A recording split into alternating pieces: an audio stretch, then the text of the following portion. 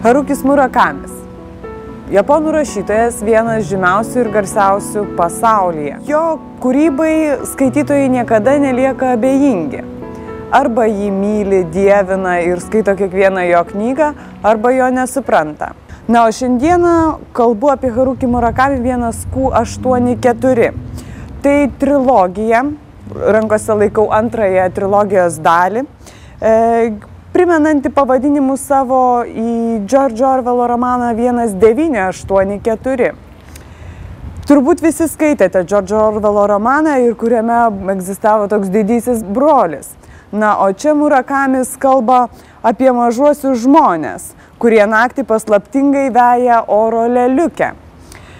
Veiksmas ir vyksta tarsi 84 metais, bet pati pagrindinė veikėja, Aomame, keistų labai pavadinimų veikėja, suvokia, kad galbūt ir ne tie metai, nes ta tikrovė ir realybė, kurią jinai mano suprantanti, po truputį vis nyksta, kažkur tai skyla, o galbūt kaip upė nuteka į plačiusius vandenius. Pats Murakamis įdomi persona ir tuo, jog jis gyvenęs Japonijoje ir Japonijoje visuomet domėjosi Amerikos kultūra, Europos kultūra.